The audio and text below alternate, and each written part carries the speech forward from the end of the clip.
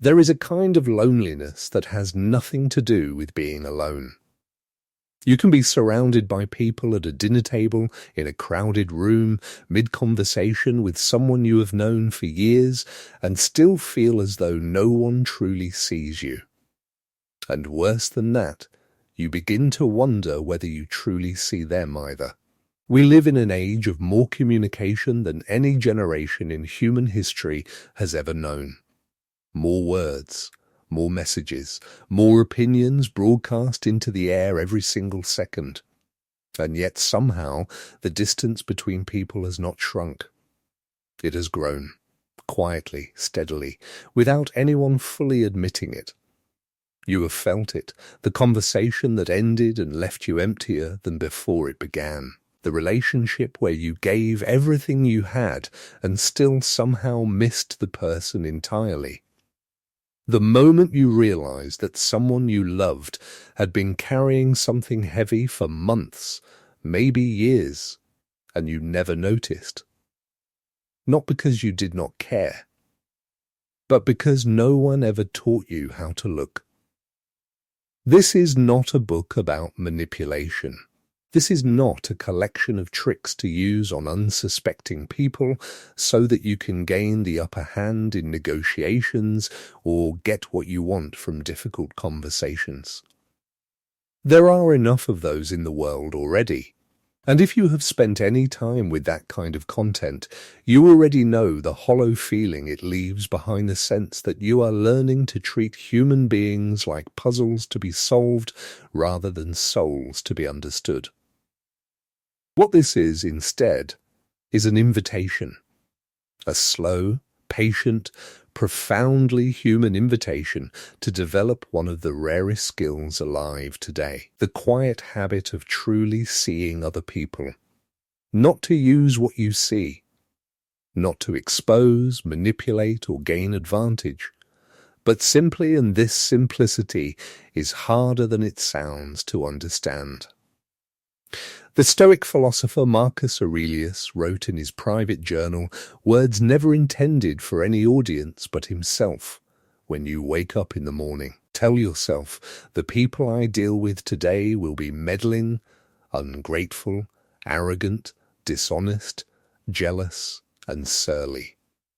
And then, and this is the part most people forget, he continued, but I have seen the beauty of good and the ugliness of evil, and have recognized that the wrongdoer has a nature related to my own.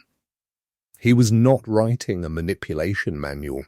He was practicing the deepest form of people reading available to any human being. He was training himself to look past the surface behavior and recognize the shared humanity underneath. That practice, calm, daily, humble, compassionate, is exactly what we are going to build together over the course of this listening experience. 15 chapters. Each one a quiet habit. Each one a small shift in the way you pay attention. By the time we reach the end, you will not have become someone who uses people better. You will have become someone who understands people more. And that difference, subtle as it may sound, changes everything. So find a comfortable place. Let the noise of the world soften for a while. And let us begin. Chapter 1. The silence between words before a single word is spoken. Something has already been said. You have walked into a room and known within seconds that something was wrong. You have sat across from someone who told you they were fine and felt somewhere beneath the level of thought that they were anything but. You have ended a phone call and carried an unease you could not name, a residue of something unspoken that clung to you long after the conversation had ended. This is not imagination. This is not paranoia. This is the oldest form of human intelligence. There is the ability to read what exists in the space between words. Long before human beings developed complex language, we survived by reading each other. We watched the tension in a shoulder. We tracked the direction of another person's gaze. We felt the change in atmosphere when someone entered a space carrying fear or anger or grief. This capacity did not disappear when we developed speech. It simply went underground. It became the quiet undercurrent beneath every conversation present, available, and largely ignored by a culture that has trained itself to listen almost exclusively to words. Epictetus, the Stoic philosopher who was born into slavery and earned his freedom through the discipline of his own mind, taught his students something that seems almost too simple until you truly sit with it. He said that we have 2 ears and 1 mouth so that we may listen twice as much as we speak. But listening, as Epictetus understood it, was never merely about the sounds that reached the ears. It was about the full attention of a present and disciplined mind. It was about receiving another person completely, quietly, without the constant interference of your own internal commentary running beneath their words. Most of us, if we are honest, do not actually listen. We wait, we rehearse, we interpret through the filter of our own experience before the other person has even finished their sentence. We are so busy constructing our response, defending our position, or managing our own emotional reaction that the actual human being in front of us, what they are really saying, really feeling, really needing, passes through us like light through glass, leaving no impression at all. The first quiet habit is this: learn to hear the silence between words. This does not require training in psychology or years of study. It requires only a single, profound act of will. The decision to stop filling every pause. The decision to let the silence after someone speaks remain for just a moment longer than feels comfortable.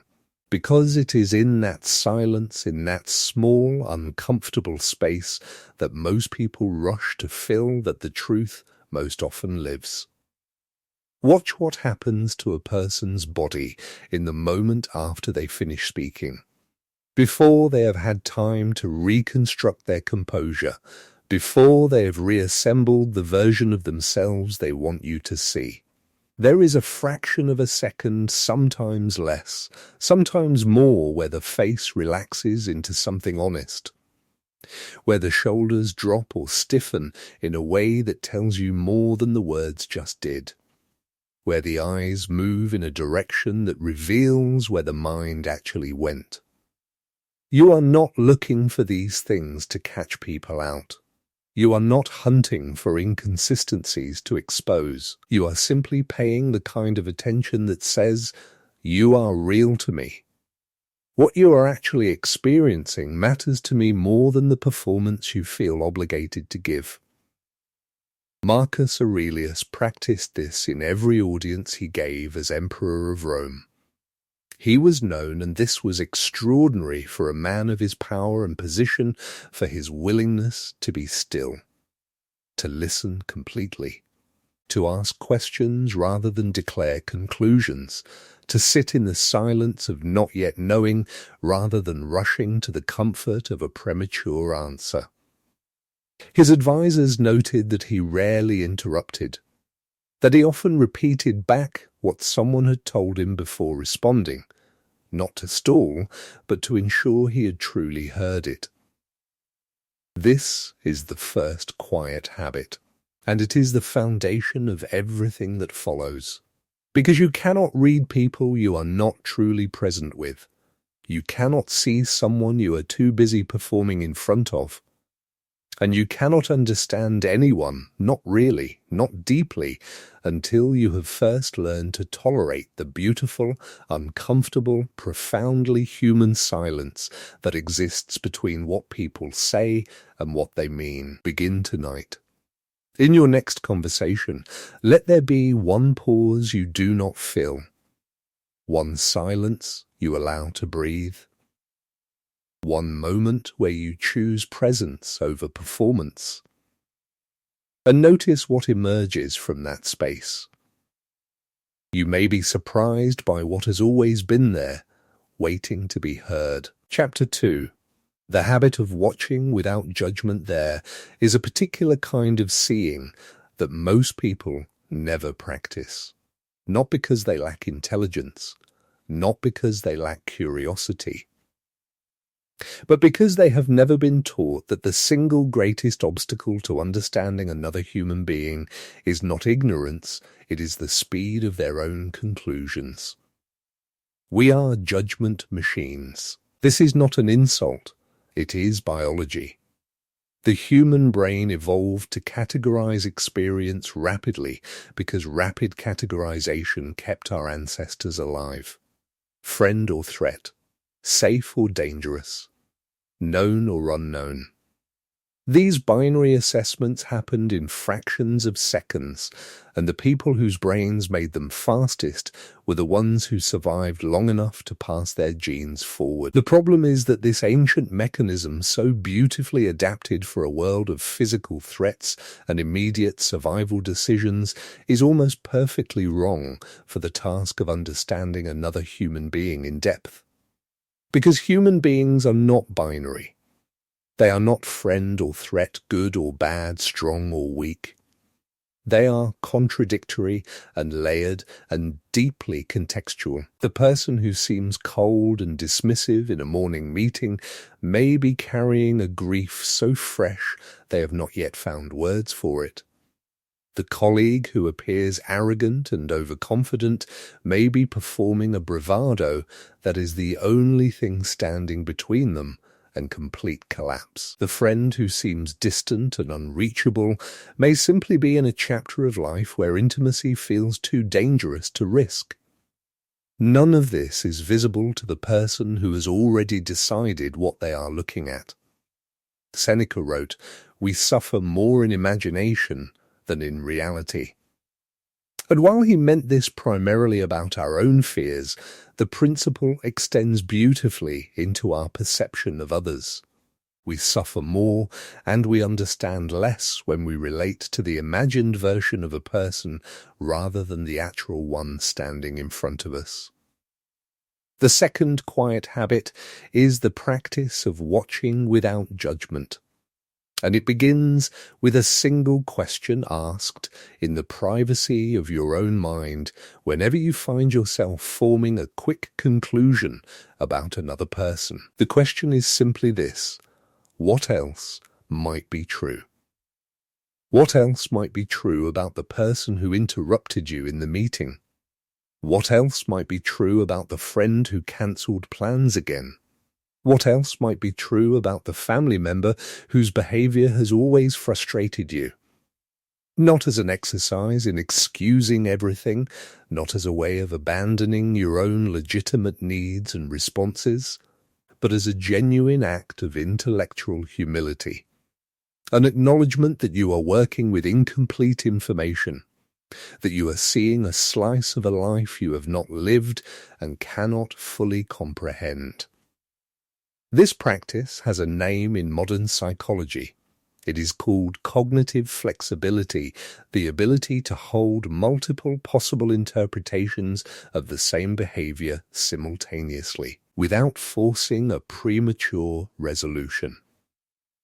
Research consistently shows that people with high cognitive flexibility are not only better at understanding others, they are better at regulating their own emotions, navigating conflict, and building relationships that last. Because they have trained themselves out of the tyranny of the first impression. But long before it had a name in psychology textbooks, it was a cornerstone of Stoic practice. Marcus Aurelius returned to it again and again in his private meditations. He wrote, "How much more grievous are the consequences of anger than the causes of it." He was training himself, the most powerful man in the known world, to pause before concluding, to insert a moment of genuine curiosity between the stimulus of another person's behavior and his own response to it. That pause is everything. Without it, you are not reading people. You are reading your assumptions about people, reflected back to you through the mirror of their behavior, and calling it insight. With it, you begin to see the actual person messy, contradictory, trying, failing, hoping, afraid rather than the character your mind constructed in the first 3 seconds of contact. Watching without judgment does not mean watching without discernment. Discernment is wisdom. Judgment is verdict. The difference is timing and humility. Discernment says, I am noticing something, and I am staying curious about what it means. Judgment says, I have already decided what this means, and I am no longer looking. Stay in the noticing. Stay in the curiosity. Practice the discipline of the second look, the third interpretation, the quiet willingness to be wrong about what you thought you saw. This is how you begin to see people as they actually are. And it is the second foundation on which everything else in this listening experience will be built. Chapter 3. What micro-expressions never lie about the face is the most honest part of the human body. Not because people do not try to control it. They do constantly, effortlessly, automatically, in the way that any social creature learns from childhood to manage the information their face reveals. But the face moves faster than the will. It responds to emotional experience in the range of 1/25th of a second, and in that fraction of time, before the mind has had a chance to issue its instructions, the truth appears. These are micro-expressions. Fleeting, involuntary, universal, they were documented extensively by psychologist Paul Ekman, who spent decades studying emotional expression across vastly different cultures and discovered something remarkable. The core emotional expressions fear, sadness, anger, disgust, contempt, surprise, and happiness are not culturally learned. They are human. They appear on the face of a person in New York and a person in a remote Papua New Guinean village with no history of contact with Western culture in precisely the same way. We are wired, all of us, to broadcast our inner experience on our faces. And we are wired, all of us, to receive that broadcast. The question is whether we have trained ourselves to actually notice it. Most people move through conversations at a pace that makes micro-expression reading impossible. They are focused on the words, on their own internal responses, on what they want to say next. The face of the person across from them is a background element noticed only when something is dramatically obvious. A tear, a flushed cheek, an unmistakable smile or frown. But the most important emotional information is almost never dramatic. It is the flicker of fear that crosses someone's face for a fraction of a second when their name is mentioned in a certain context. It is the micro-expression of contempt, a slight unilateral lip curl, almost invisible, lasting less than a quarter of a second that tells you, quietly, and without any words, that something important has shifted in how this person regards you or the situation you are discussing. It is the genuine smile that reaches the eyes versus the social smile that stops at the mouth. A distinction so subtle that most people miss it entirely, and yet so significant that it tells you everything about whether the warmth being offered is real. The third quiet habit is not about becoming a human lie detector. It is not about interrogating the faces of everyone you speak with for signs of deception. That approach is both exhausting and ultimately counterproductive. It turns every conversation into a surveillance operation and poisons the very trust it claims to assess. The habit is simpler and more human than that. It is the habit of staying present with a person's face while they speak, of allowing your eyes to rest softly on them, not the intense, uncomfortable stare of someone who is hunting for something, but the gentle, receiving attention of someone who is genuinely interested in what this person is actually experiencing. When you practice this kind of soft, open, non-hunting attention, something begins to happen. The micro-expressions that used to pass you by without registration begin to register. Not because you have learned to analyze them clinically, but because your nervous system, which was always capable of receiving this information, finally has the quiet and the presence it needs to do its work. Epictetus taught that the discipline of perception was the first and most fundamental of all the Stoic disciplines. Before you could act wisely, before you could speak well, before you could relate to others with genuine virtue, you had to learn to perceive clearly. To see what was actually there rather than what you expected, feared, or wished to see. Perceiving a person's face, clearly receiving the emotional information it offers without distortion, without projection, without the noise of your own anxiety or agenda is exactly this discipline, applied to the most intimate and immediate of all human experiences. The experience of being in the presence of another person and choosing to truly see them. You do not need to study flashcards of emotional expressions. You do not need a course in nonverbal communication. You need only to practice being present, to slow down enough in the moments of actual human contact that your natural capacity to read a face can function the way it was designed to function. Begin by noticing the eyes.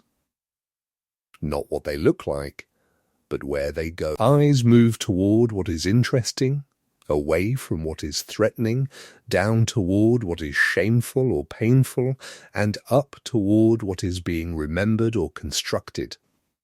These movements are not conscious decisions, they are reflexes. And they tell a quiet, consistent story that the words being spoken may not be telling at all. Then notice the mouth, not whether it is smiling or frowning in the obvious way, but the micro-tensions around it. The slight tightening that appears when someone is suppressing an emotion. The almost imperceptible downward pull at the corners that signals a sadness being managed. The way the lips press together for just a fraction of a second, longer than necessary when a painful subject is touched. None of this requires expertise. It requires only attention. Quiet, sustained, compassionate attention, the same quality of attention that you would want someone to bring to you in a moment when you were trying to say something difficult, or trying to hide something painful, or simply trying to be understood. This is the third quiet habit, and when it is practiced with genuine warmth rather than analytical distance, it creates something remarkable. It creates the experience rare and profoundly valuable of feeling truly seen, not exposed, not analyzed. Seen, and people who feel truly seen become, in ways they may not even be able to articulate, more honest, more open, and more fully themselves in your presence. That is the real gift of this habit, not what you learn about other people, but what they are able to become when they are with you. Chapter 4. The architecture of a person's patterns, a single moment, tells you almost nothing. This is one of the most important things to understand about human behavior, and it is also one of the things most consistently ignored. We are drawn to moments, to the dramatic incident, the striking gesture, the memorable conversation, and we build our understanding of people on these peaks and valleys of experience. But moments are fragments. They are taken out of context. They are colored by everything happening around them, the stress of the day, the grief of the week, the cumulative weight of a season of difficulty, and they are almost never representative of the whole person. Patterns, on the other hand, tell you everything, not what someone did once in a single charged moment, but what they do consistently across different contexts over time. Not the isolated act of generosity that moved you, but the habitual way they relate to people who have nothing to offer them. Not the single moment of cruelty that hurt you, but the recurring pattern of behavior that reveals something about how this person moves through the world when they believe no one important is watching. Marcus Aurelius understood this deeply. He wrote, "Confine yourself to the present." But he also wrote, with equal wisdom, "Look at their principles and what they pursue or avoid." He was not interested in the single action. He was interested in the system beneath the action, the values, the habitual responses, the patterns that revealed character over time. The fourth quiet habit is learning to read the architecture of a person's patterns rather than the surface of their moments. This takes patience, real patience, of the kind that is genuinely rare in a world that rewards instant assessment and confident first impressions. It requires you to resist the very human temptation to finalize your understanding of someone early, to stay in the slower, humbler, ultimately far more accurate position of continuing to observe, continuing to update, continuing to remain genuinely open to being surprised by who a person turns out to be. What are you looking for when you study patterns, not dramatic revelations? Small things, repeated small things. How does this person treat people who are serving them, waitstaff, receptionists, assistants, anyone in a position where social norms require them to be polite, regardless of how they are treated? This is one of the most reliable windows into character available to any observer, because it is the context in which the social mask most easily slips. When someone does not need to perform consideration, what do? How does this person respond to their own mistakes? Do they acknowledge them, learn from them, and move forward? Or do they deflect, minimize, or redirect blame with a reliability that suggests a pattern? Not because making mistakes is a character flaw, everyone makes mistakes, but because how a person navigates their own fallibility reveals something profound about their relationship with truth and with growth. How does this person behave in the small moments, the ones where nothing significant is at stake? Because it is easy to be generous when generosity is noticed. It is easy to be patient when patience is being performed. The real architecture of a person's character is visible in the unremarkable moments. The moments when they think no one is watching. The moments when the interaction is too small to bother performing for. Seneca wrote to his friend Lucilius, "Retire into yourself as much as you can." He was speaking of introspection. But the same principle applies outward. When you want to understand another person, retire from the noise of their most dramatic moments and look instead at the quiet, consistent, often unspectacular fabric of their daily behavior. This does not mean you become suspicious or calculating in your observations. It means you become patient. You become the kind of person who does not rush to understand, because you know that real understanding takes time. You become the kind of observer who is still genuinely curious about someone after years of knowing them, because you understand that a person's patterns are not a fixed, finished thing. They are alive. They shift and evolve in response to experience, to growth, to loss, to the 10,000 small and large transformations that constitute a human life. The architecture of a person's patterns is never a verdict. It is a landscape. And like any landscape, it rewards the person who has the patience to keep looking. Chapter 5. Empathy as a daily discipline. We have misunderstood empathy. For most people, the word calls up something that feels like a personality trait, something you either have or do not have, something you were born with in greater or lesser measure, something that arrives as a natural feeling of connection and compassion when you encounter another person's pain. And there are certainly people for whom empathy seems to flow more easily, more immediately, more naturally than it does for others. But to understand empathy only as a feeling, as something that happens to you rather than something you practice, is to dramatically limit its availability to you and its power in your life. Empathy, at its most functional and most transformative, is a discipline. It is a daily practice. It is a habit of mind and attention that can be built, strengthened, refined, and deepened over the course of a lifetime. And when it is understood and practiced this way, it becomes not just a source of emotional connection, but one of the most powerful tools for understanding human behavior that any person can possess. The neuroscience supports this completely. Research by Tanya Singer and colleagues at the Max Planck Institute demonstrated that empathic accuracy, the ability to correctly identify what another person is feeling, improves measurably with practice.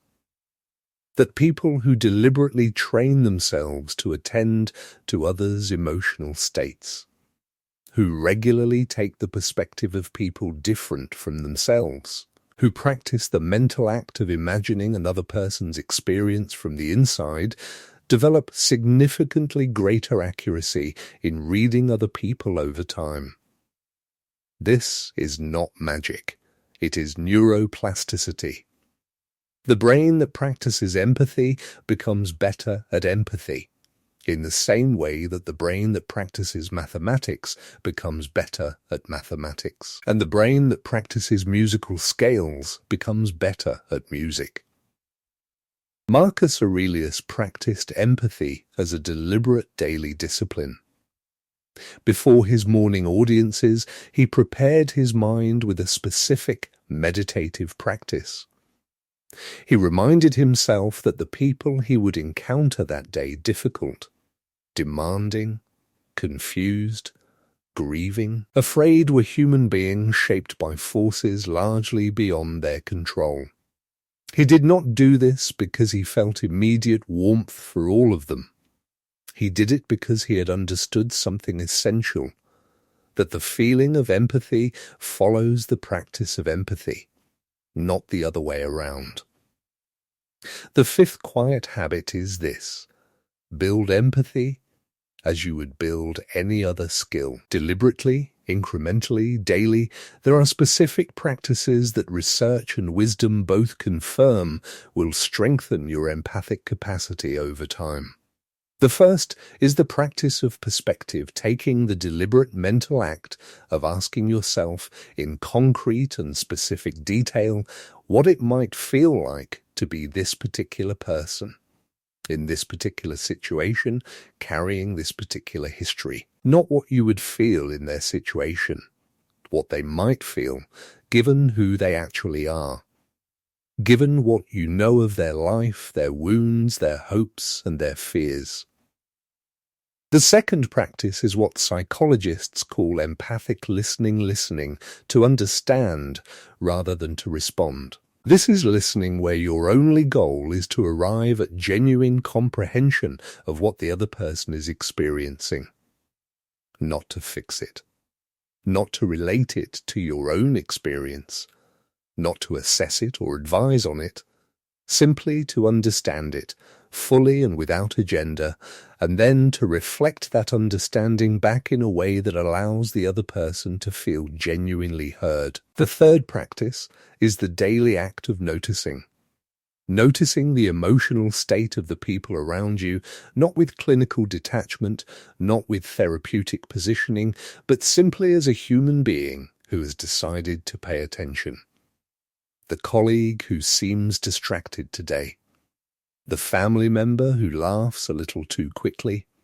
The friend whose messages have become shorter and less frequent. These observations, made daily, build a richly detailed understanding of the people in your life that goes far beyond what any single conversation could provide. Epictetus taught his students that the good life was not something that happened to a person, but something a person constructed, choice by choice, practice by practice, day by day. Empathy, understood this way, is not a gift you receive. It is a life you build. And what you build as you practice this daily discipline with growing skill and genuine care is something more valuable than insight into other people's emotions. You build the experience of genuine human connection, the profound mutual recognition between two people who have stopped performing for each other long enough to actually meet. This is the fifth quiet habit, and it is the one that makes all the others matter.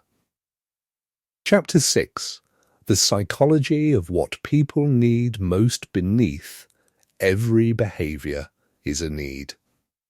This is not a metaphor. It is not a poetic shorthand for something vaguely psychological. It is a precise and useful description of how human motivation actually works, and understanding it will change the way you read every person you encounter for the rest of your life. When someone behaves in a way that confuses you, frustrates you, or hurts you, the natural and almost universal response is to focus on the behavior itself, to analyze it, to react to it, to judge it, to wonder what is wrong with this person that they would act this way. The behavior becomes the entire story. And because the behavior is visible and the need beneath it is not, the story remains forever incomplete. What psychology and Stoic philosophy, centuries before psychology had a name, consistently reveals is that behavior is almost never the real message. It is the carrier of the real message, the envelope, not the letter inside. Abraham Maslow's hierarchy of needs, first published in 1943, identified the layered architecture of human motivation from basic physiological needs for food, water, and safety, up through belonging, esteem, and ultimately self-actualization. But the insight that matters most for the quiet practice of reading people is not the hierarchy itself.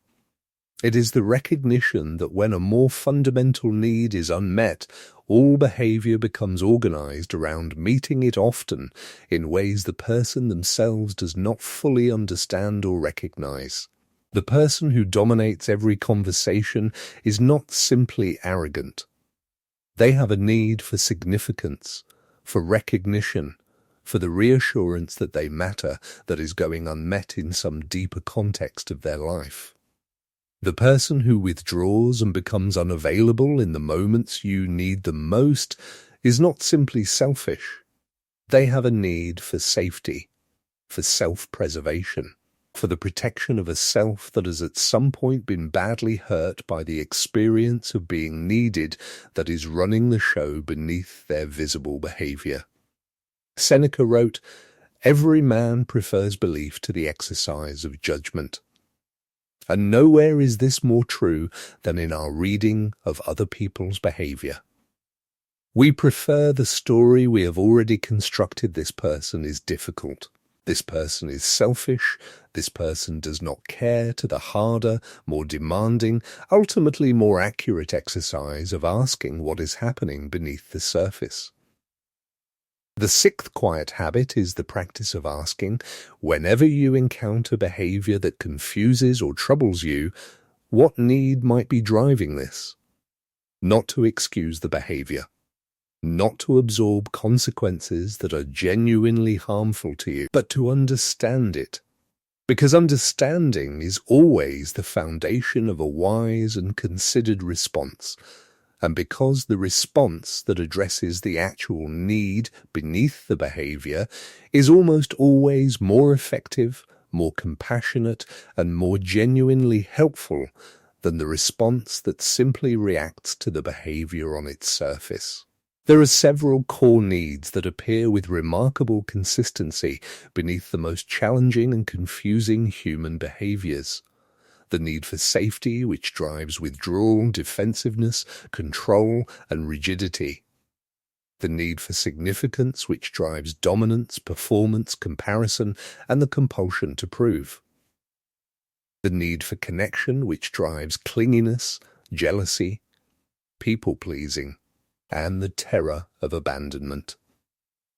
The need for autonomy, which drives resistance, rebellion, and the fierce protection of personal space and decision-making authority.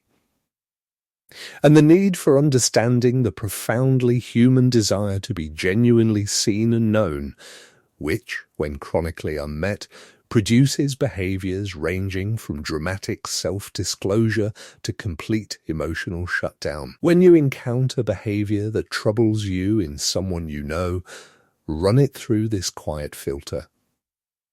Sit with the question of which unmet need might be the engine beneath what you are seeing, not with the goal of solving the person, or fixing them, or managing them, but with the goal of relating to them accurately, of seeing the whole picture rather than just the surface layer that is easiest to see. Marcus Aurelius, facing some of the most difficult human behaviors imaginable in his role as emperor, returned to this practice consistently. He wrote, "Whenever you are about to find fault with someone, ask yourself the following question. What fault of mine most nearly resembles the one I am about to criticize? This is not relativism. It is empathy applied with intellectual rigor, the recognition that the needs driving difficult behavior in others are rarely entirely foreign to our own experience. This is the sixth quiet habit, and it is the one that will most dramatically change the quality of your most difficult relationships.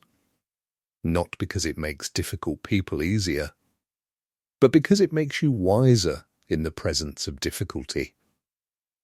And wisdom patient, humble, need-aware wisdom is always more powerful than reaction. Chapter 7.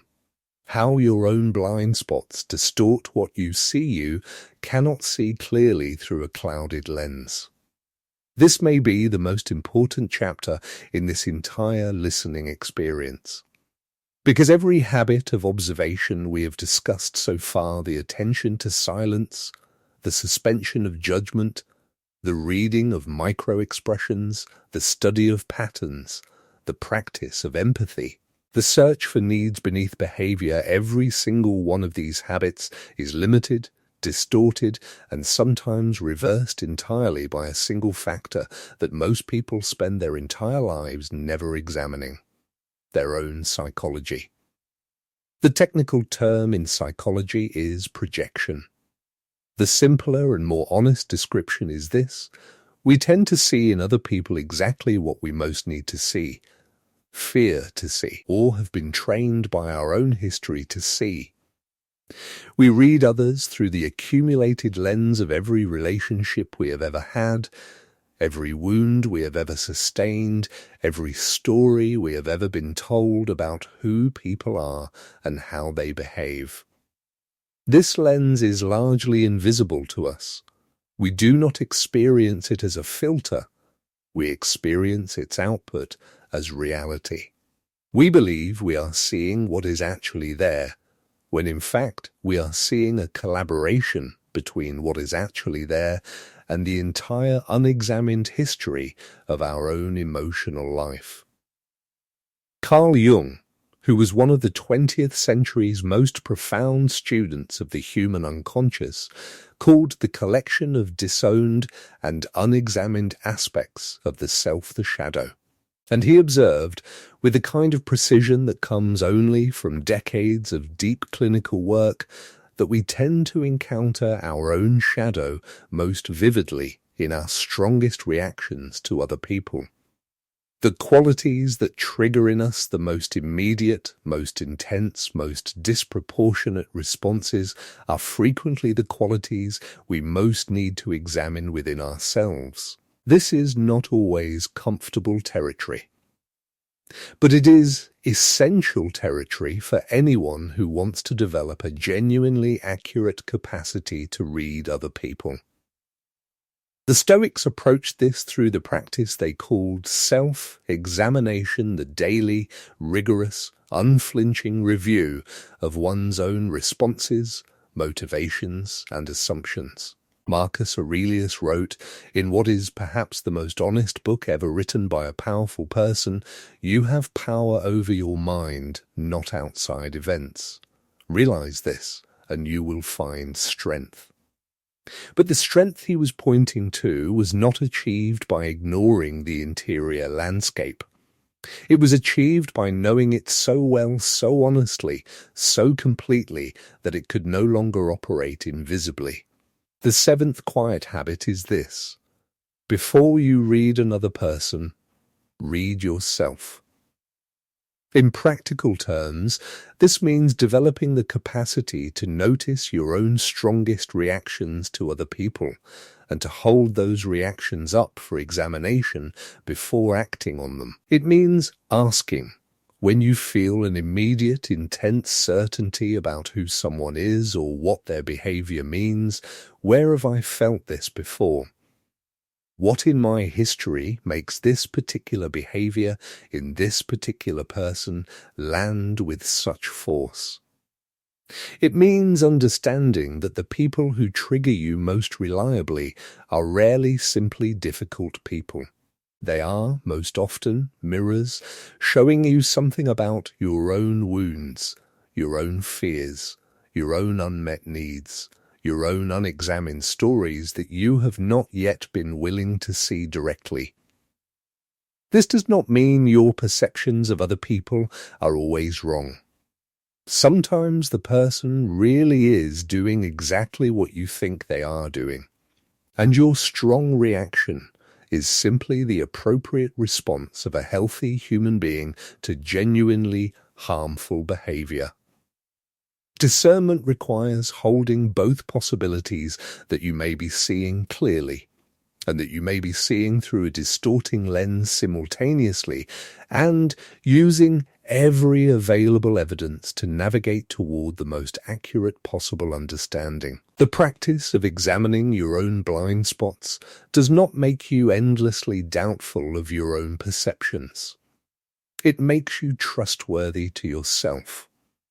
It makes you the kind of observer who can say, with genuine confidence, I have checked this against my own known biases. I have allowed for my own history, and what I am seeing still holds. That kind of perception, examined, self-aware, rigorously honest, is infinitely more reliable than the unexamined certainty that most people mistake for insight. Epictetus began every teaching with the reminder that the only thing truly within our control is our own faculty of judgment, our ability to choose how we perceive and respond to what we encounter. But that faculty, he insisted, required constant care and examination to remain reliable.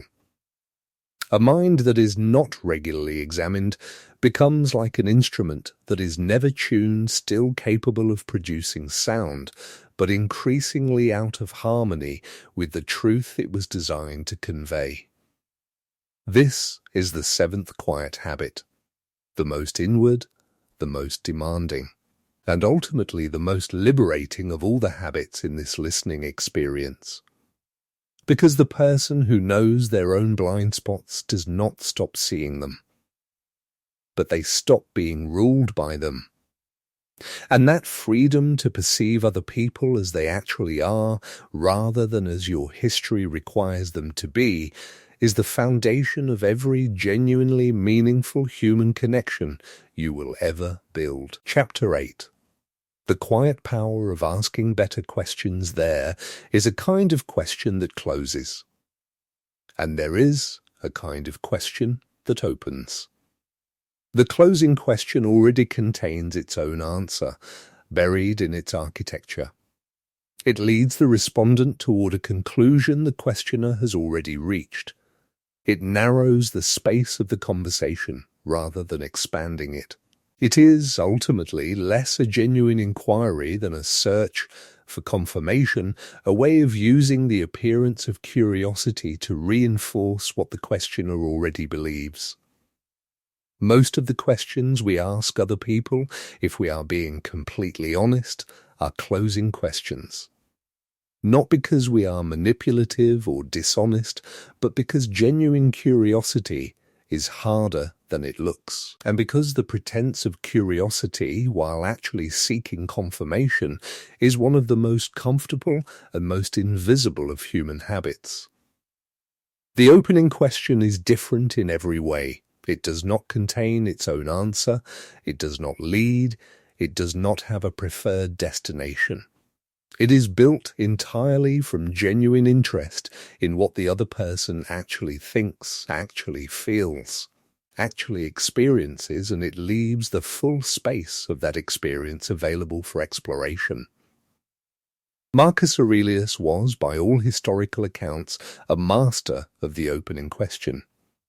His philosophical mentor Rusticus described him as a student who asked questions not to demonstrate what he already knew, but to genuinely discover what he did not. His letters reveal a mind that was perpetually and sincerely curious about ideas, about people, about the gap between what he believed and what might actually be true.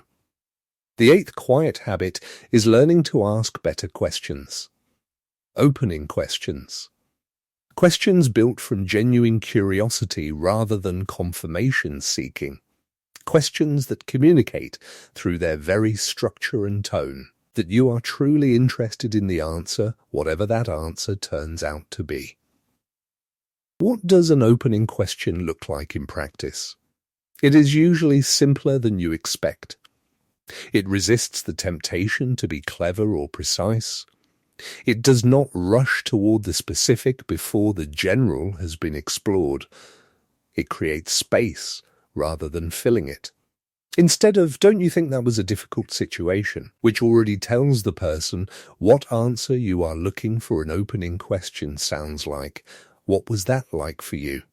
4 words. Complete openness. No preferred destination.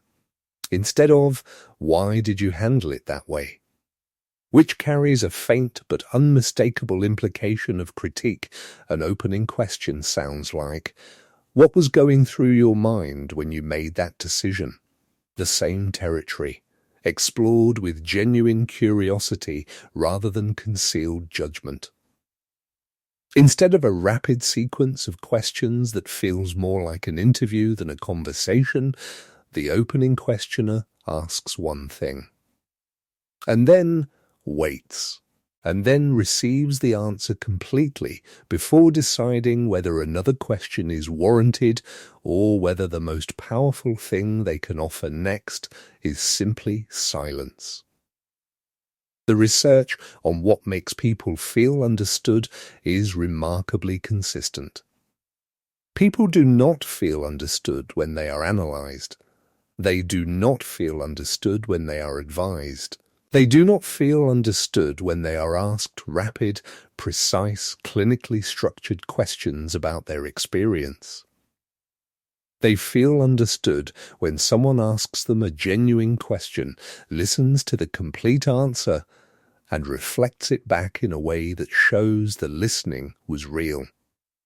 Seneca wrote, "Speak little, listen much. And while this sounds simple, even obvious, it runs directly against the deep human instinct to demonstrate understanding by speaking, to prove interest by responding, to show intelligence by asking precisely the right clever question at precisely the right moment. The discipline of the quiet question, the simple, open, genuinely curious inquiry, requires the suppression of almost every conversational instinct most people have spent their entire lives developing.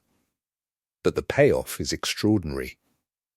Because people who are asked genuinely open questions in an atmosphere of genuine curiosity will, almost without exception, tell you the truth. Not necessarily the whole truth immediately, but progressively, as trust builds across the conversation, they will move toward increasing honesty, increasing depth, increasing willingness to share the parts of their experience that they normally keep hidden. This is not because good questions are magic. It is because genuine curiosity is one of the rarest and most generous gifts one human being can offer another. To be asked not what you are supposed to think or what the questioner wants you to think, but what you actually think, to be genuinely invited into the full honesty of your own experience, is an experience so uncommon, so quietly profound, that most people respond to it with an openness they themselves find surprising. This is the 8th quiet habit, and it requires, above all, the willingness to not know, to enter a conversation without a predetermined map of where it should go, to follow the other person's truth wherever it leads, with nothing but genuine interest and the discipline to keep your own agenda out of the room. This willingness, humble, patient, curious, is the quiet power at the center of every great question ever asked. Chapter 9. Reading relationships, not just people. A person in isolation is an abstraction. The actual human being, the one who exists in the real, lived, complicated texture of a life, only appears in relationship, in the specific way they change when they are with their mother versus their closest friend, in the subtle shift that happens when they move from a context where they feel powerful to a context where they feel uncertain, in the version of themselves that emerges only in the presence of someone they love, or someone they fear, or someone they are trying to impress. This is one of the most significant and most commonly overlooked aspects of reading people well. We tend to treat individuals as fixed entities, as though the person we observe in one context is the full and definitive version of who they are. But human beings are not fixed. They are relational. They shift, expand, contract, and transform in response to the people they are with and the dynamics those relationships generate. Understanding someone, therefore, requires more than studying them in isolation. It requires reading the relational field, the invisible but very real web of connection, history, power, and emotion that surrounds every person in every context of their life. Epictetus understood this with extraordinary clarity. He taught that every human being occupies multiple roles simultaneously: child, parent, friend, citizen, professional, and that the wisdom to navigate life well required the ability to understand not just who you were, but which role you were operating from in any given moment, and what that role demanded of you. The same principle applies in reverse when you are trying to understand another person. You are never reading them in a vacuum. You are reading them in the context of a specific relationship, a specific history, a specific set of unspoken expectations and emotional residues that shape everything they say and do in that context. The ninth quiet habit is learning to read the relationship as well as the person. What does this mean in practice? It means noticing how someone's behavior changes across different relational contexts. The person who is generous and expansive with friends, but tense and guarded with family, is not simply inconsistent.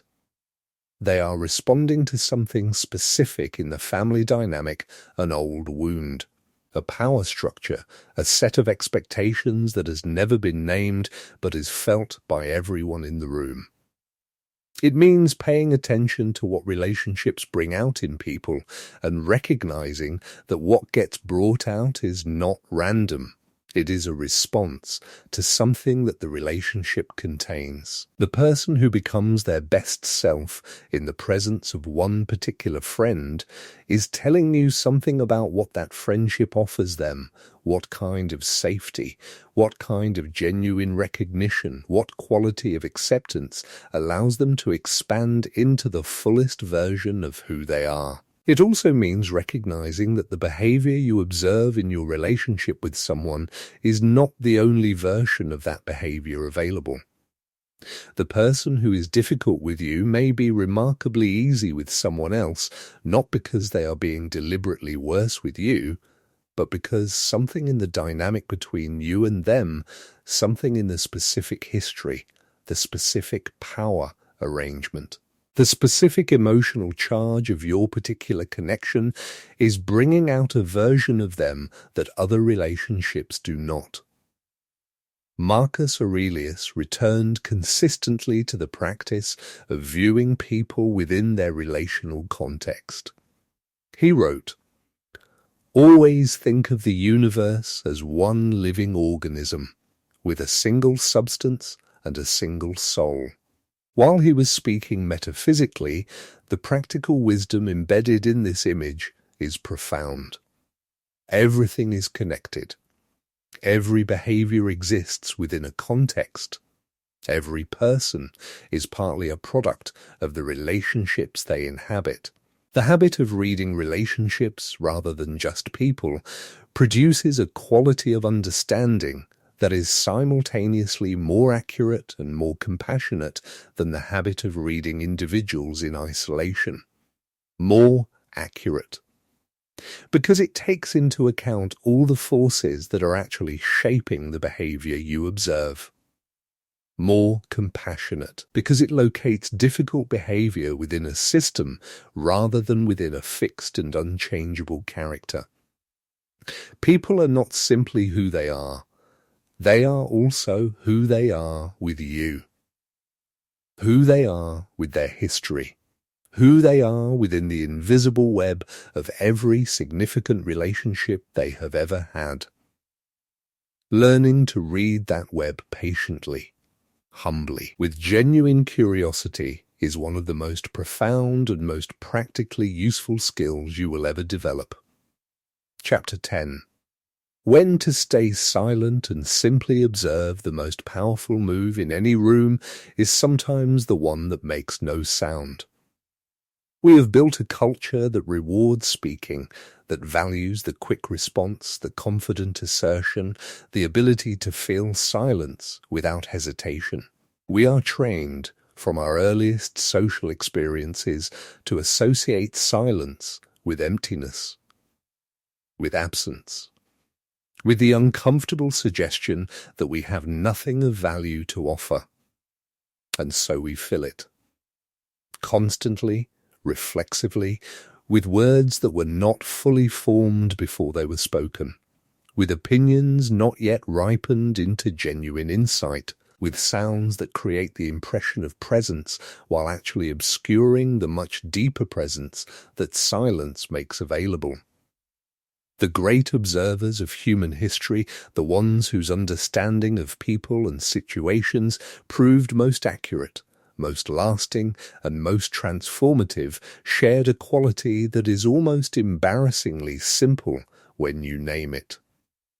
They knew when to stop talking. Marcus Aurelius, in a court where every advisor competed to be heard, was known for his silences. His generals and administrators noted that he would often sit through extended debates without speaking, listening, observing, reading the room, not just for the content of the arguments, but for the motivations, the fears, the alliances, and the emotional undercurrents that were shaping the surface-level discussion. And then, when he did speak, what he said carried a weight and a precision that only silence had made possible. This is the 10th quiet habit, the discipline of strategic, compassionate silence, the practice of choosing deliberately and with full awareness to observe rather than participate, not because you have nothing to say, but because you understand that what you can see and learn from the position of the quiet observer is often more valuable than what you can contribute from the position of the active participant. What does silent observation actually reveal? It reveals the social architecture of a group who defers to whom, who competes with whom, whose opinion carries weight, and whose is tolerated but not genuinely heard. These patterns, invisible when you are absorbed in the conversation, become strikingly clear when you step back from participation and simply watch. It reveals the emotional undercurrents that run beneath the surface of any group interaction, the tensions that no one is naming, the alliances that everyone is pretending not to notice, the fear or excitement or grief that is shaping the tone of the room in ways that have nothing to do with the ostensible topic of discussion. It reveals individual behavior in the absence of direct social pressure. When people are not responding directly to you when they are engaged with others and have, for a moment, forgotten that you are observing, they often relax into something more authentic than the version they present in direct interaction. This is not about catching people out. It is about having access to a more complete and less performed version of who they are. Seneca wrote, "Retire as much as you can into yourself and receive in your company those who will make you better." He was speaking about the interior life, about the importance of protecting your own inner quality from the noise and mediocrity of unconsidered social engagement. But the principle applies outward as well. Sometimes the most generous thing you can bring to a social situation is the quality of your attention. And attention, as any serious observer knows, is deepened enormously by silence. The practice of silent observation is not passive. It is intensely active, a disciplined engagement of all your perceptual faculties, freed from the simultaneous demand of generating speech. When you are not preparing your next statement, your listening deepens. When you are not managing your own performance in the social space, your awareness of others expands.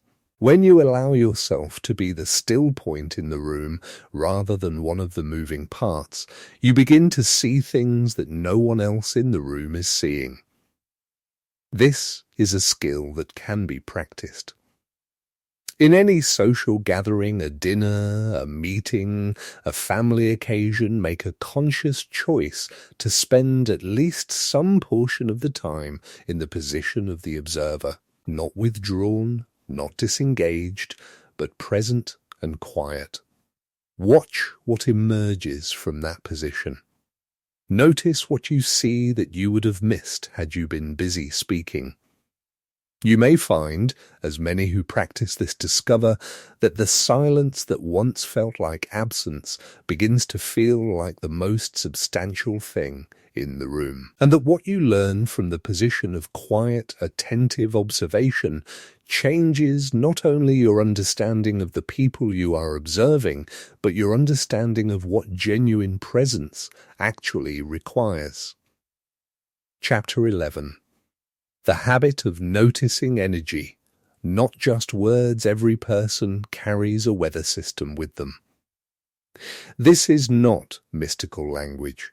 It is a description of something entirely observable, grounded in the basic neurological reality of how human beings process each other's emotional states.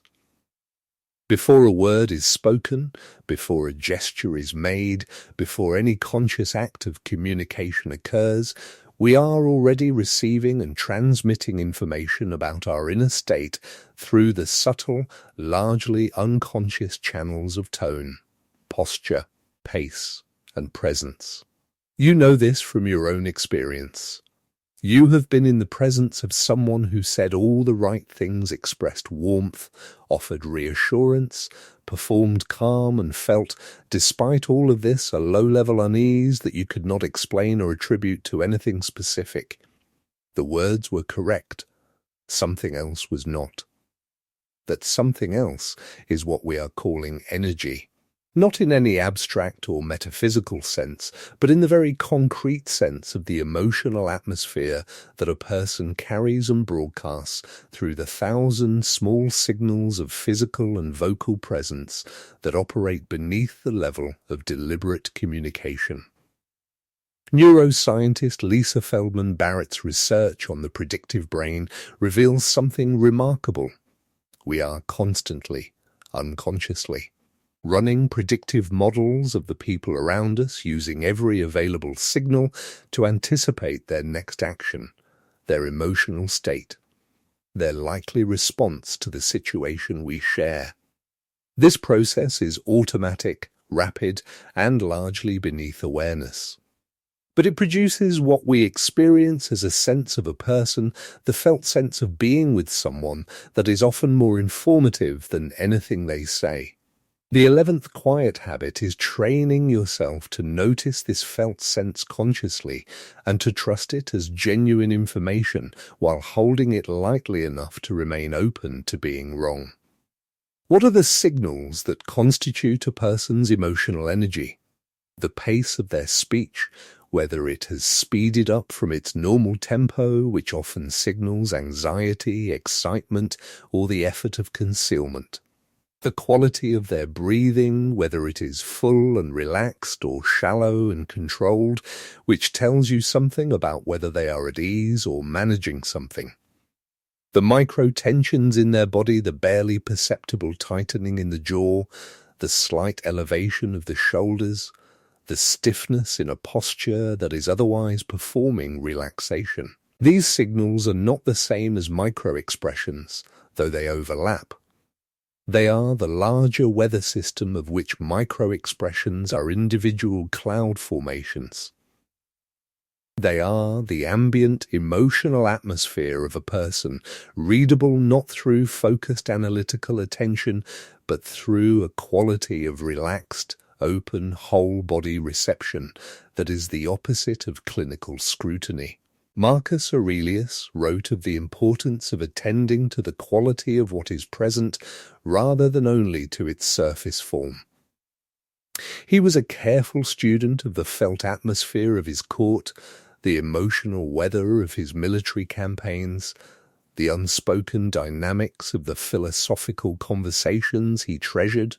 He understood that the most accurate intelligence available to any leader, any person, was not what people said in formal settings, but what their presence communicated in unguarded moments. Practicing this habit requires, paradoxically, a relaxation of effort. The more you try to analyze someone's energy, the less you receive it accurately. This is because analytical attention is a different mode of perception from receptive attention. Analysis focuses, narrows, and evaluates.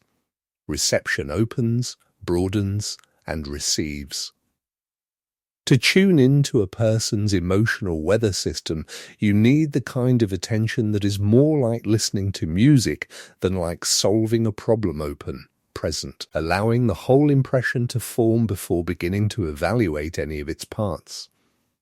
Epictetus taught that the Stoic practice of attention prosoche, as it was called, was the foundation of all wisdom.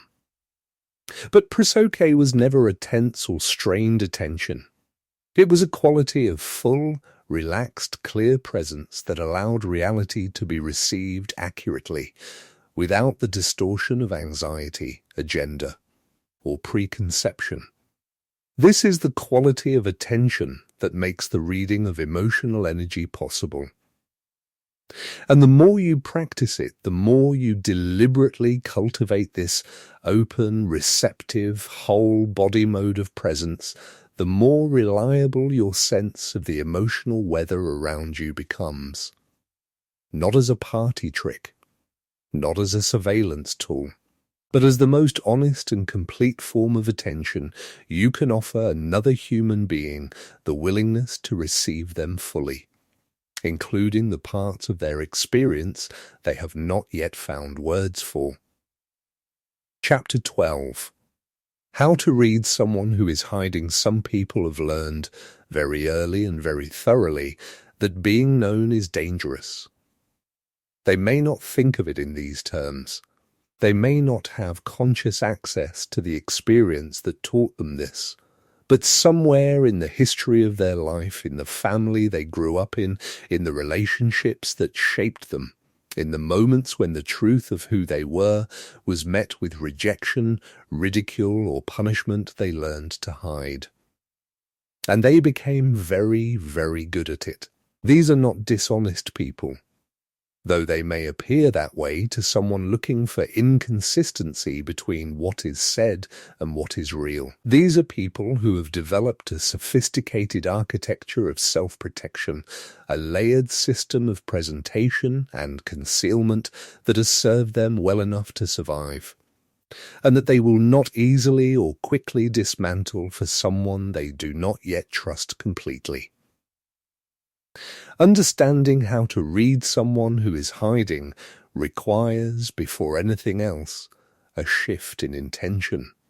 If your intention is to expose them, to pierce through their defenses and reveal what they are concealing, you will fail.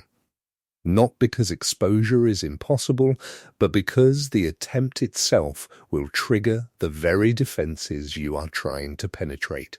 People who have learned that being known is dangerous are acutely sensitive to the difference between someone who wants to understand them and someone who wants to catch them out. The experience of the latter feels, to them, exactly like every previous experience that taught them hiding was necessary. The 12th quiet habit is approaching concealment with compassion rather than curiosity about the secret itself. This means shifting your attention from what is being hidden to the architecture of the hiding. Because the way a person hides the specific shape of their deflections, the particular topics that cause their energy to change, the patterns in what they consistently avoid or minimize, tells you more than the hidden content itself would. Watch for subject displacement, the gentle but consistent redirection of conversation away from certain areas. This is rarely dramatic. It is usually so smooth that you do not notice it until you realize, looking back over multiple conversations, that there is a whole landscape of this person's life that you have never actually visited. The displacement is the map. It marks the territory that matters. Watch for emotional discontinuity, the moment when the emotional tone of the conversation shifts in a way that is not proportional to what just happened on the surface. A slight stiffening, a too quick change of subject, a laugh that arrives where a different emotion would be more natural. These discontinuities are the seams in the hiding, the places where the emotional reality beneath and the performed reality above are briefly visible at the same time. Watch for over-explanation, the tendency to provide more detail than a casual question warrants about certain specific areas. Counterintuitively, the territory where someone offers elaborate, unprompted explanation is often territory they feel compelled to defend, which suggests it matters more than their casual presentation of it implies. Seneca wrote, "We are all in flux, and the art of life is not rigidity but awareness." He was speaking of personal growth, but the principle illuminates the approach to hidden people beautifully. The person who is hiding is not a fixed system to be decoded. They are a human being in motion, responding to the safety or danger of each specific relationship and moment. What they hide with one person, they may share freely with another. What they conceal in one season of life, they may offer openly in another.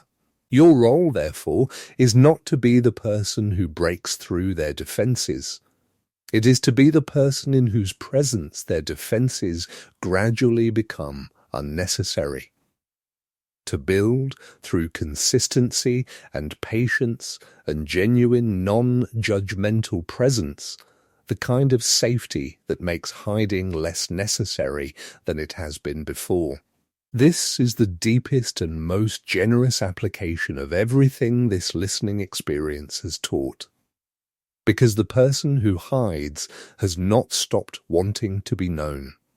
They have only stopped believing it is safe. And the quiet, patient, compassionate practice of letting them discover that it might be in your specific presence. In this specific relationship is one of the most profound acts of human connection available. Chapter 13, Boundaries as a Form of Clarity there, is a common misunderstanding about boundaries that undermines the practice of reading people and building genuine connection in equal measure. The misunderstanding is this, that boundaries are walls, that they are the opposite of openness, that maintaining them requires a hardness or a coldness that is incompatible with the deep empathy and compassionate attention we have been building throughout this experience. The reality is precisely the opposite.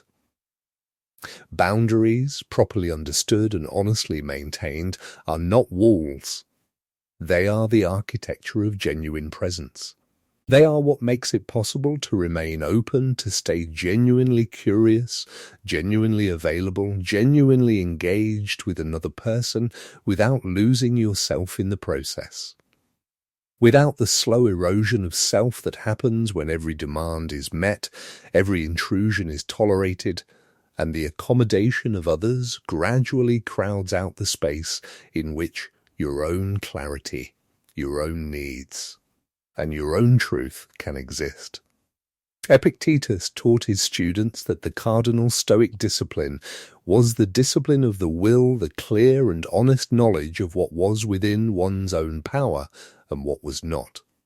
And the maintenance of honest boundaries is, at its deepest level, an exercise of exactly this discipline. It is the clarity to know where you end and another person begins. It is the courage to honor that clarity even when the social pressure to dissolve it is strong. The 13th quiet habit is understanding and practicing boundaries not as protection from others, but as conditions for genuine clarity in relationship with others. What does this mean in the context of reading people?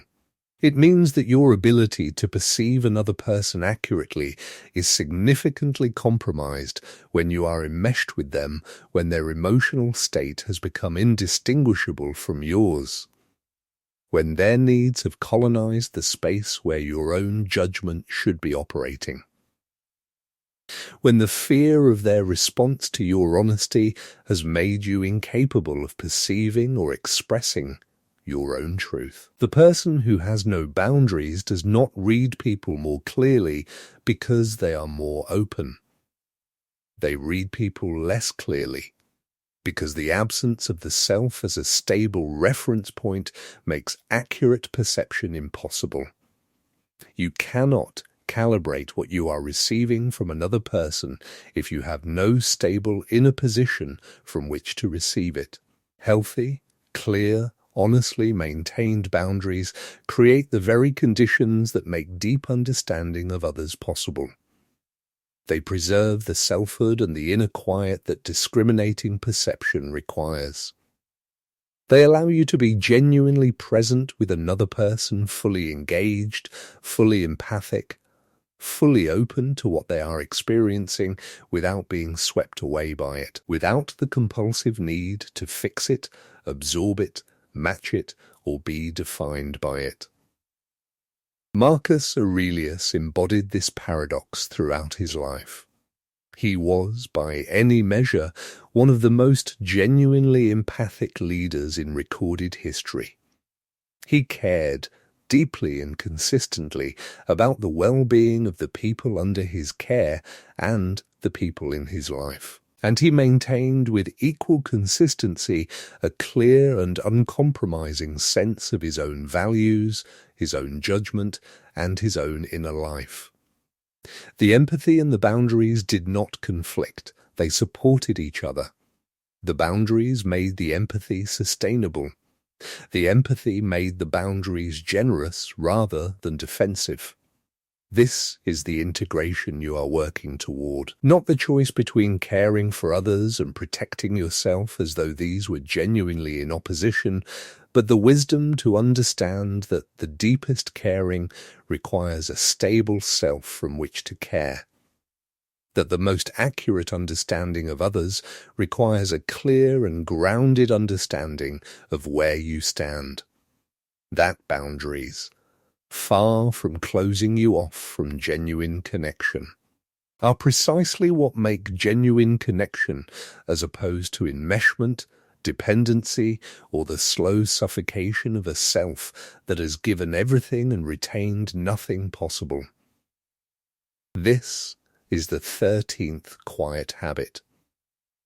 And it may be the one that transforms not just how you understand others, but how you understand yourself in the act of understanding them. Chapter 14. The long game building relationships through quiet understanding. Everything we have explored in this listening experience points toward a single destination.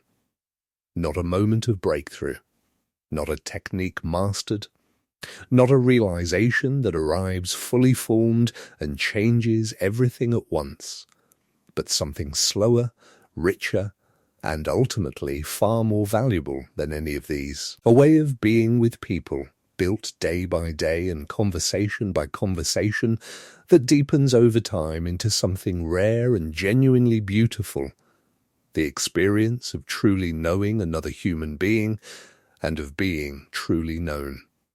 This is the long game. And in a world that rewards speed and celebrates instant insight, it is also the most countercultural thing we can choose to play. Marcus Aurelius wrote, "How long have you been putting off living? The life you were meant to live is not somewhere in the future. It is here, in the patient accumulation of each day's small choices." He was speaking of virtue of the daily practice of living well, but the principle applies with perfect precision to the building of genuine understanding between people. Genuine understanding is not built in a single profound conversation, though profound conversations contribute to it. It is not achieved through a burst of empathic effort, though empathic effort is part of what maintains it. It is built through consistency, through the patient accumulation of small acts of attention, over time, in the unremarkable as well as the significant moments of a shared life. The 14th quiet habit is this: commit to the long game of understanding. What does this mean in practice? It means allowing your understanding of someone to remain genuinely unfinished. Always, no matter how long you have known them, no matter how well you think you understand them, maintaining the sincere belief, backed by the evidence of your own experience, that there is more to know, that they are still changing, that the version of them you knew last year is not exactly the version present with you today.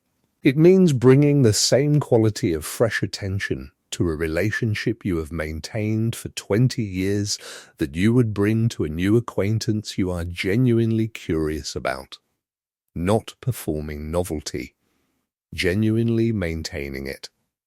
Resisting the comfortable but ultimately distorting habit of thinking you already know what someone will say, what they think, how they feel, what they need, and replacing that habit with the discipline of actually asking, actually listening, actually discovering.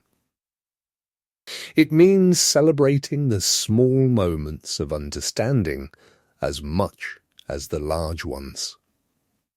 The moment a friend mentions something in passing that reveals a new dimension of who they are. The conversation that takes an unexpected turn and leaves you with a sense of having seen something real.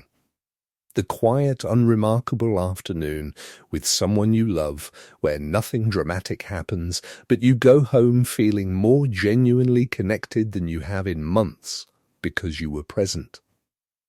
Because you were attending. Because you were playing the long game. Seneca wrote to Lucilius, "Friendship is always advantageous. Love is sometimes so." He was making a distinction between the deep, enduring quality of genuine friendship built on mutual understanding, sustained attention, and honest care over time, and the more volatile, less stable experience of passionate love in its early stages. The quality he was pointing toward in genuine friendship is exactly the quality cultivated by the long game of quiet understanding. The long game also means tolerating and even welcoming the periods of confusion and disconnection that are inevitable in any genuine relationship.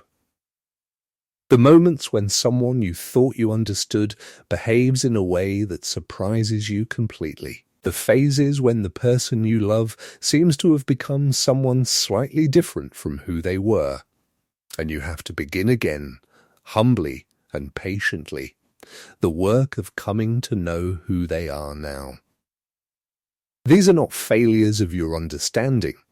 They are evidence of the aliveness of the person you are trying to understand. A person who never surprises you, whose behavior is always exactly what you predicted, whose responses are always exactly what you expected, is a person you have stopped seeing.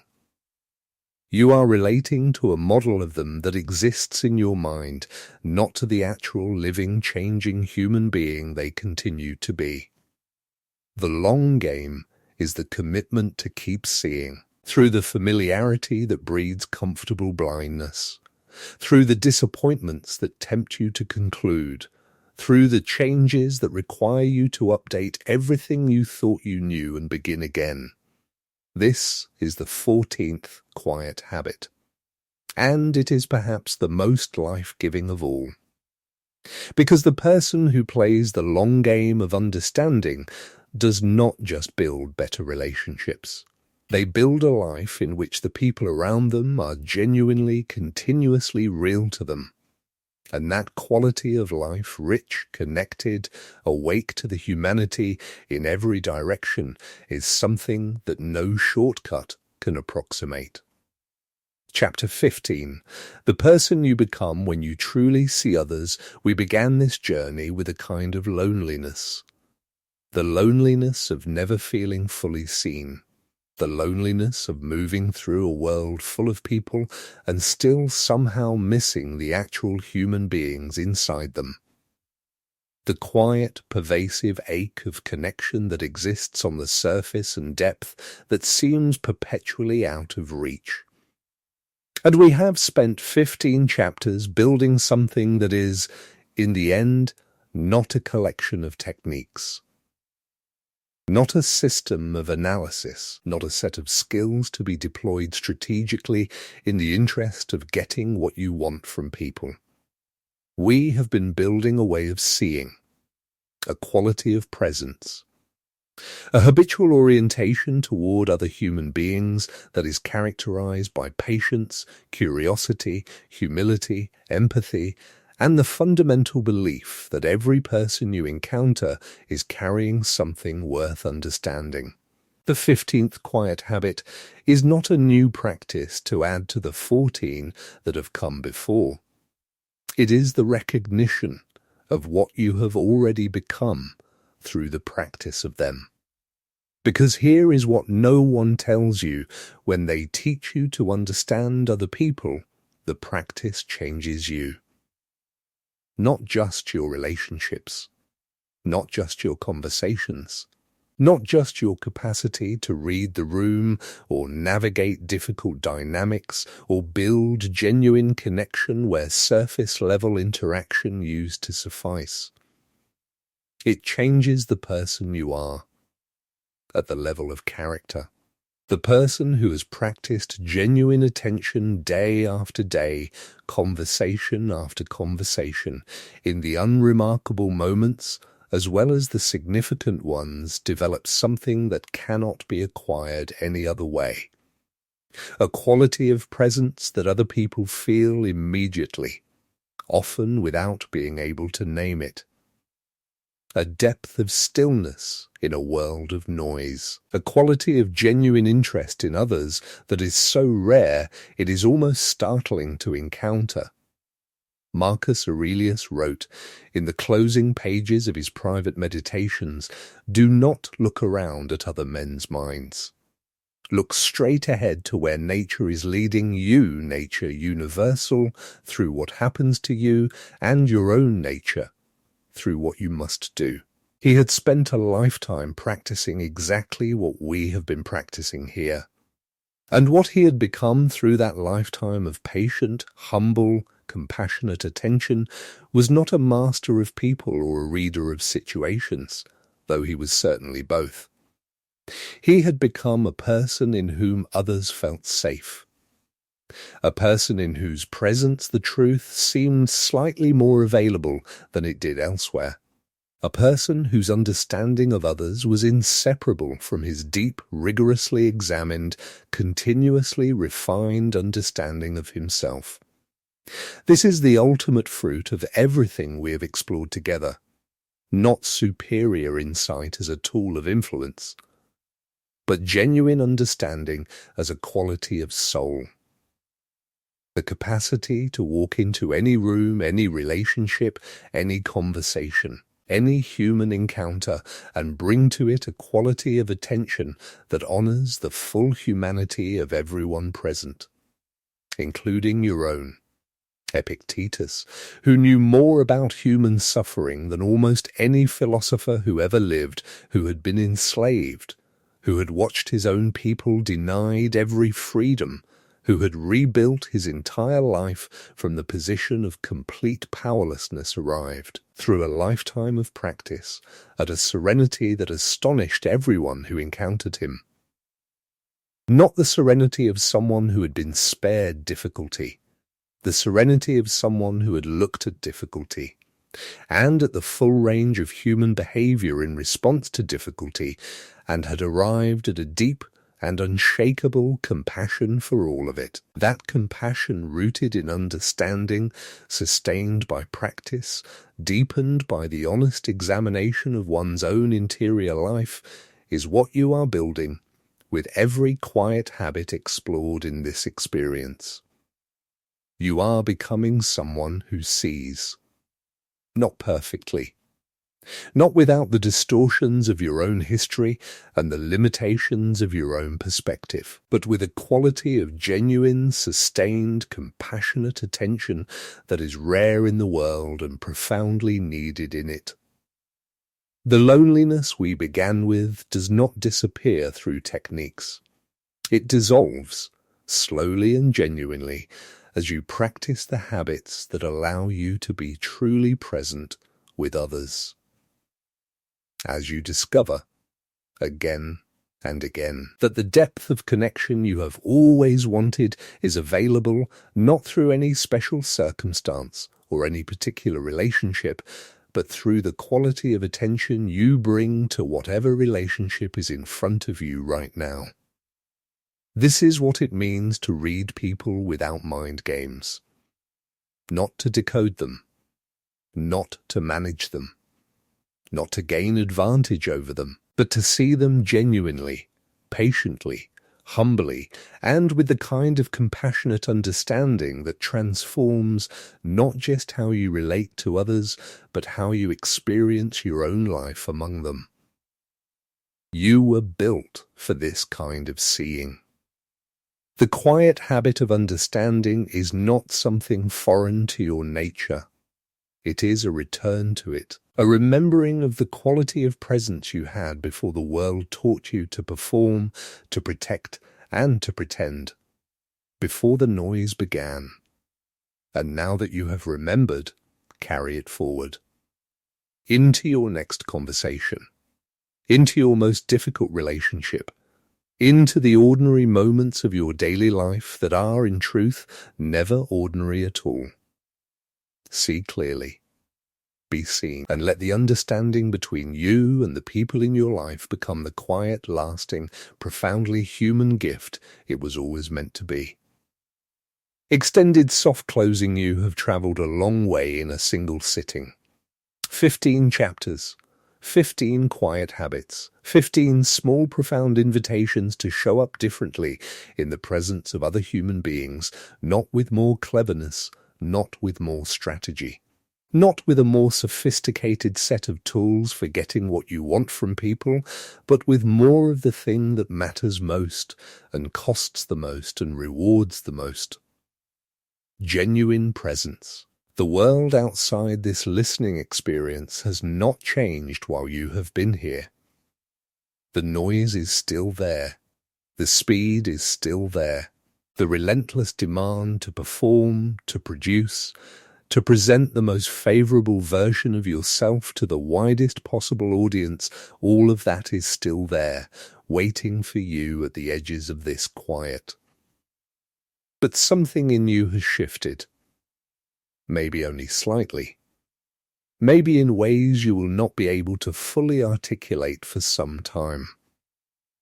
But something has moved, some door has opened, or some window has cleared, and what you can see through it now about the people in your life, about the nature of genuine connection, about the kind of person you want to become in the presence of others, is something you will not be able to unsee. Marcus Aurelius ended each day of his reign, no matter how difficult, no matter how demanding, no matter how far the day had taken him from the person he wanted to be, with the same practice. He sat quietly, he reviewed the day without judgment, he noted where he had acted from his best self and where he had not. And then he set the intention, simply and without drama, to try again tomorrow. This is the practice we leave you with, not the pressure of perfection, not the demand that you immediately embody every insight from every chapter of this experience, but the simple, sustainable, profoundly human intention to try again tomorrow, to bring a little more attention, a little more patience, a little more genuine curiosity to the next conversation, to let the silence breathe a little longer before you fill it, to ask one opening question where you might previously have delivered a conclusion, to notice the person in front of you, really notice them for one moment longer than feels entirely comfortable. These are small things, and they are, in the end, everything. Seneca wrote in one of his final letters, "I am still learning." He was in his 70s. He had read everything, thought deeply about everything, suffered greatly and survived it. And still, with all of that, he was still learning, still curious, still open to the possibility that understanding of people, of the world, of himself, was something that could always go deeper. That is the spirit we invite you to carry forward. Not the arrogance of someone who has now mastered the reading of people, but the humble, endlessly renewable curiosity of someone who has simply become more interested in other human beings than they were before they pressed play. Come back to this listening experience whenever the noise gets too loud, whenever the distance between yourself and others begins to feel too large, whenever you need to be reminded of what it feels like to slow down, pay attention, and extend the quiet gift of genuine understanding to the people around you. We will be here. The words will be the same, but you will be different, and what you find in them will be different too. Thank you for listening. Thank you for the quality of attention you brought to this experience. Go well. See clearly. And know that the habit of understanding practiced daily, practiced humbly, practiced with genuine love for the full complexity of human experience is one of the most meaningful things a person can do with their time on earth.